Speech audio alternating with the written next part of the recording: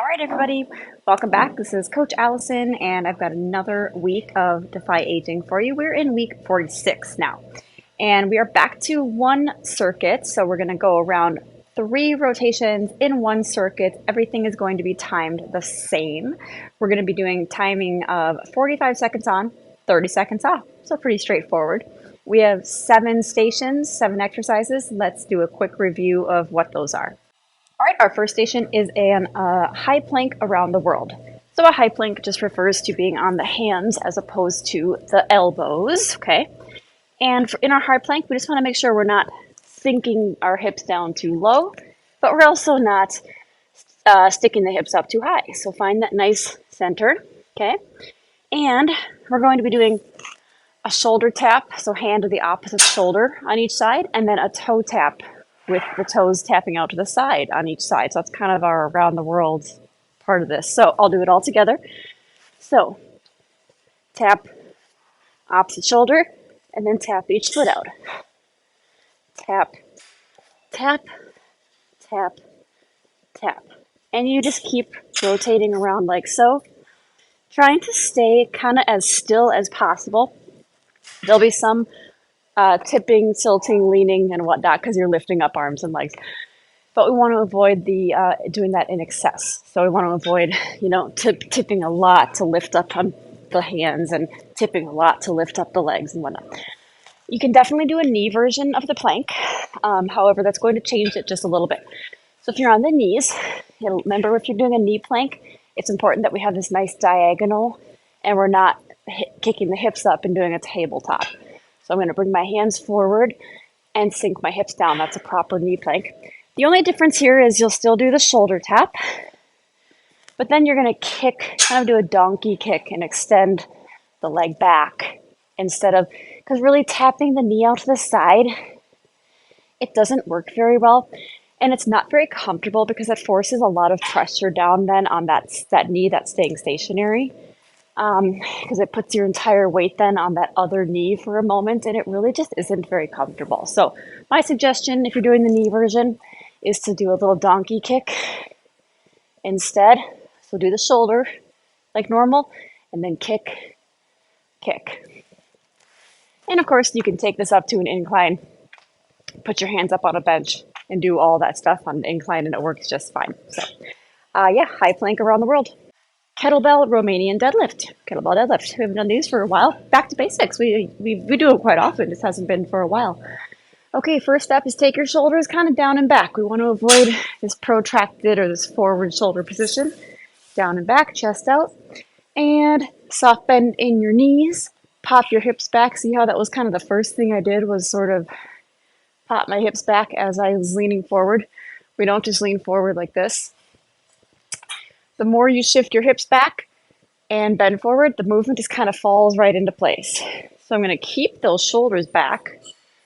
Remember how I started by bringing those shoulders back? I'm going to keep those shoulder blades locked in and down. Soft bend in the knees. So see how I'm not locking out my knees like this. Very important. And you go down. You don't have to go to the floor. That's actually probably too low. Usually when the weight's about somewhere between your ankles and your knees is about right. Somewhere in the middle of the shins is about right. You should feel a good stretch back here in those hamstring muscles. That's usually how you know you're on the right track with a Romanian deadlift. Notice how my back is staying nice and flat. I'm not allowing the back to have that roundedness in it like that, but instead I'm keeping it nice and flat.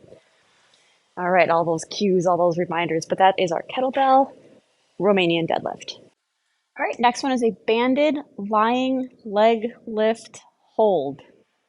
I think that's what I called it. It's a long name. So I have one of those mini bands. I've already got it around my ankles, just a little bit above my ankles. So I already have it set. You're gonna lie. Oh, my hat. Shoot. Okay, you're gonna lie flat. Okay, and you take one leg. Keep it mostly straight. Okay, that's very important for this. We don't want a big bend in the knee.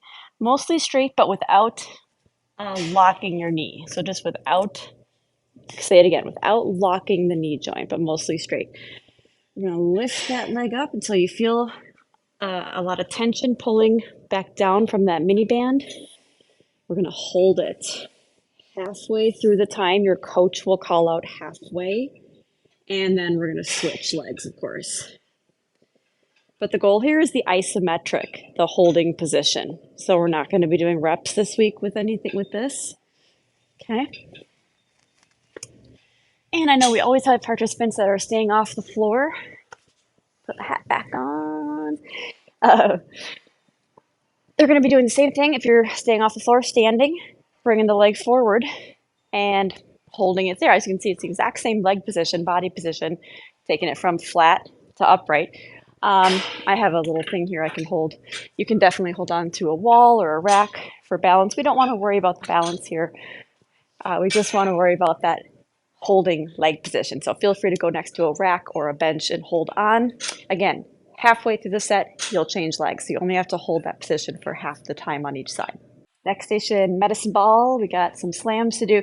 And we're going to do the sledgehammer ones this week. So we're going side to side. We want to slam in the same spot in the center each time, but we are taking the ball behind the back, over the head, onto the center. So, picturing having a sledgehammer in your hands, around the back, over the head, slam in the center, other side, around the back, over the head. Notice how I'm slamming though, in the same spot each time. Notice how I'm pivoting my foot to help me get a better range of motion, to help me get that rotation. So, a little different than the side-to-side slam where we actually slam on the side of the body. Okay, a little bit different than that. But picture an X on the floor in front of you and you're trying to hit that X every time you slam the ball. But we're just getting that rotational movement behind the back and kind of over the shoulder onto the floor. That's our sledgehammer slam. Next station, we have a seesaw back row. I haven't done the seesaw pattern for a while, so we need a weight in each hand. Come into that 45-degree kind of forward fold. So notice how I didn't just lean forward, but I also kind of brought my hips back. That's going to put your lower back in a safer and more comfortable position. So soft bend in your knees. Also, we don't want to lock out the knees, so keep those knees slightly bent. And when one arm goes up into the back row, keep the elbow in tight. When one arm goes up, the other arm goes down at the same time. So that's the seesaw pattern. It doesn't have to be fast. It doesn't have to be fast. We don't want it fast. It just means when one arm goes up, the other goes down. Doesn't have to be fast. So it's a little different than simply alternating. Yes, they are alternating, but they're alternating, again, simultaneously, not simply one at a time. So, yeah, that is our seesaw back row. Next up, we have Superman. We haven't had just plain old Superman for actually quite a while. So, should be really good at this because we had that prone delt raise in our warm-up for the last 2 months, right? Granted, this one is a little different because we have the assistance now of the entire torso lifting up, not just the arms, but arms out, legs out. And we're trying to get as much of the chest and torso and front of the shoulders off the floor as possible, and as much of the legs off the floor as possible. So keep a neutral neck, so don't be kinking your neck by looking up. So keep kind of gazing at the floor down in front of you. And exhale and lift. Inhale, lower. Exhale, down. Exhale, down. Notice how I am lifting my legs too, but not bending the knees. So we're not trying to lift legs by bending the knees. We're lifting the legs by squeezing those glute muscles and trying to use the glutes to lift the legs. So notice how by doing this, I'm getting, again, as much of my chest and rib cage off the floor as possible. Now for our participants staying up off the floor, I keep inhaling. This little piece of hair keeps getting sucked into my mouth. We're going to do an incline bird dog. So you'll need something like this height. All the benches at the clubs should be fine. Hands under shoulders, feet stacked under hips, so everything's in alignment. Keep the neck neutral, so keep looking straight down at the surface beneath you. One arm up and the opposite leg up at the same time. Pause for just a second when you're in the lifted position. And control the way down. So we're not flopping around like a fish. Everything is slow and controlled. And exhale on the lift. Same as the Superman. You want to exhale on the lift. That's going to target all the same muscles as the Superman, so it's a great swap out. So those are the two options there, Superman or incline bird dog. Last in the circuit is a TRX squat. So the TRX is acting as assistance to help you get back up. So what that does is then give you, I want to say the courage, really, but it's not just about courage. There's a physical component too. It gives you the assistance to help you get a little lower in your squat. So maybe if we have trouble getting super low into our squat, so a better range of motion, because it's hard to get back up then, right? If we get a deeper squat like this, it can be simply just harder to get back up, or the balance is harder because the lower we get, the more it feels like we're going to tip backwards.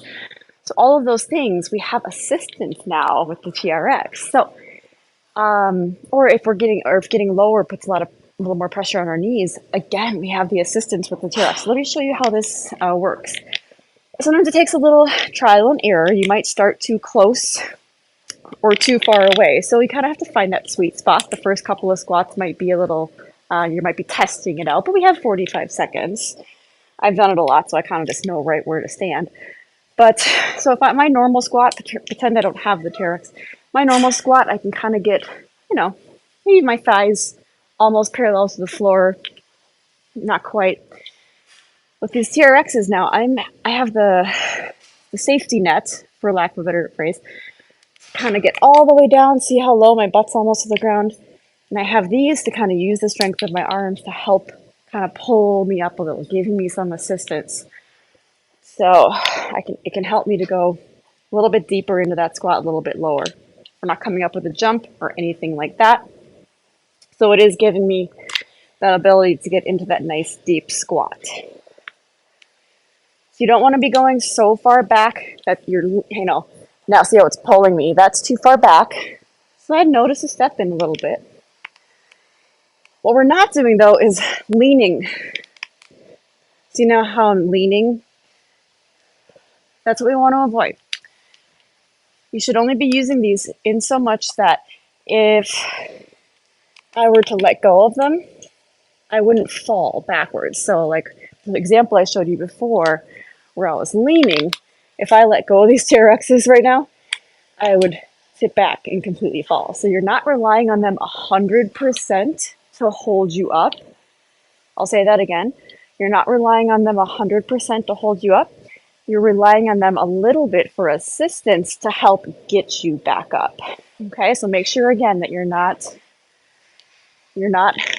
leaning back on them like this. Again, if I were to let go of these, I am falling backwards. But you're doing a normal body position squat. Just these are able to allow you to go a little deeper, giving you some assistance to get back up. So that was a long explanation, but I think that confuses people sometimes about how they're assisting you with the squat. So let's give them a try. I hope that helps some of you get a little bit deeper into your squat, bend those knees a little more, get those butts a little bit lower. All right, our team builder is going to be a wall sit challenge. So basically, we're going to see who can hold a wall sit the longest. All right, quick review of our wall sits. We do need some wall. I know all the gyms have at least 4 of them. Okay, so we start by leaning into the wall. Okay, you do want to be feet out farther than, so we're not starting straight up and down. Sink down. And yeah, your whole back is always against the wall, so there's no leaning forward on your legs. That's cheating. Make sure your feet, I should lower this a little bit. Make sure your feet are right under your knees though. That's very important. By that I mean we don't want the feet like way back here and the knees way out here. But we also don't want the feet like way far forward and the knees way back, because this isn't hard. I'm really just relaxing against the wall. So straight up and down, knees and ankle. Should be a straight up and down line there. That's like a perfect wall sit. Try to get your thigh parallel to the floor. That's hard to do. So if you need to be up a little higher, that's totally fine. But yeah, we're just going to see how long everyone can hold it, see who holds it the longest. Hopefully you attend more than 1 Defy in a week, so you have a couple times to practice and maybe hold a little bit longer. on your second or third Defy of the week than you did on day one. So good luck. All right, everybody, that's week 46. Hope you enjoy it. We'll see you back next time.